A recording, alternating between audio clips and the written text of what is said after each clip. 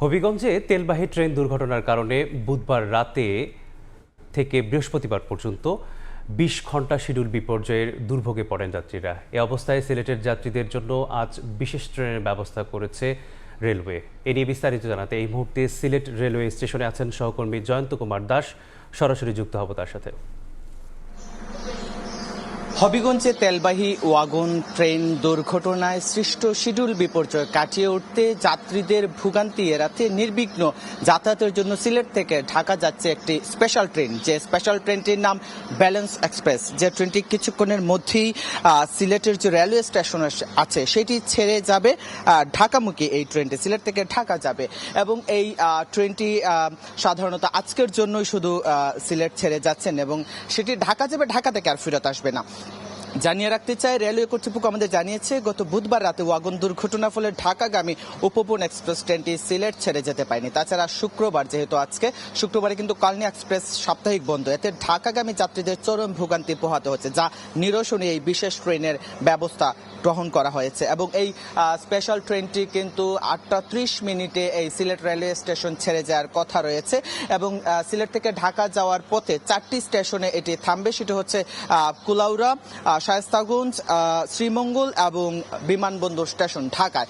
কুলাউড়াতে এটি থামার কথা রয়েছে 9:27 এবং শ্রীমঙ্গলে থামার কথা রয়েছে 10:15 এবং শায়েস্তাগঞ্জে থামার কথা রয়েছে 10:50 এবং 1:30 ঢাকা বিমানবন্দর স্টেশনে পৌঁছার কথা রয়েছে এবং তার যে গন্তব্য কমলাপুর রেল স্টেশনে দুপুর 2:10 পৌঁছার কথা রয়েছে। এবং যেহেতু আজকে সাপ্তাহিক বন্ধ, কালনী এক্সপ্রেস বন্ধ, অনেক যাত্রী আসলে ভোগান্তিতে পড়েছিল যে আজকে তারা আসলে ট্রেন পাবে কিনা। কিন্তু যখন সিলেট রেলওয়ে স্টেশনে আসলো, যখন ট্রেনটি পেল, স্পেশাল ট্রেনের স্পেশাল যাত্রী হয়ে তারা উচ্ছ্বসিত, তারা উচ্ছ্বাস প্রকাশ করেছেন। এছাড়া জানিয়ে রাখতে চাই, সাধারণত 2-3 দিন আগে থেকেই কোনো ট্রেনের টিকিট পাওয়া যায় না, কিন্তু যেহেতু এটি স্পেশাল ট্রেন, গতকাল সন্ধ্যায় আসলে সব জনসাধারণ জানতে পেরেছে। আজকে এখন পর্যন্ত আমরা 8:20 পর্যন্ত আমরা এর আগেও আমরা জানতে পেরেছিলাম যে এখনো কিন্তু টিকিট অ্যাভেলেবেল আছে, কাজে এখনো টিকিট কেটে কিন্তু যাত্রীরা উঠতে পারছেন। এবং এখানে যারা যাত্রী রয়েছেন তারা বলছেন যে আসলে এইরকম স্পেশাল ট্রেন শুধু আজকের জন্য না, এরকম যেন আরো বেশি বেশি করে আমাদের এই সিলেট ঢাকা রুটের জন্য চালু করা হয়, এতে যাত্রীদের যে ভোগান্তি আছে সেটা তারা পুষিয়ে উঠতে পারবে। এবং যেহেতু ঢাকা সিলেট মহাসড়কের যে বাই রুট যেটি আছে, বাসে যে রোড দিয়ে যায়, সেটি হচ্ছে 6 লেনে কাজ চলছে।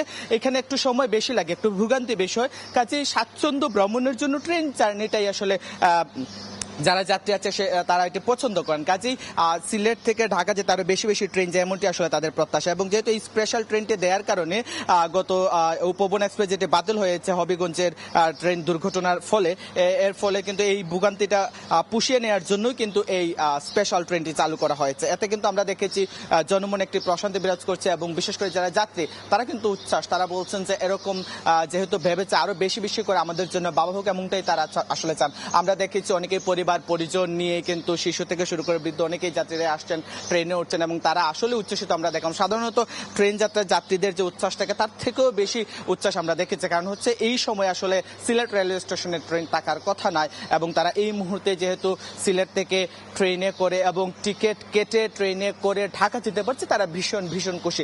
আমরা যতটুকু জানতে পেরেছি, এই যে ট্রেনটি স্পেশাল ট্রেনটি এটি কিন্তু 14টি বগি নিয়ে যাচ্ছে, 13টি বগি ট্রেনের একটি এক্সট্রা বগি, 14টি বগি নিয়ে কিন্তু ঢাকার উদ্দেশ্যে রওনা দিবে। আর কিছুক্ষণের মধ্যে 8:30 যাত্রার কথা রয়েছে।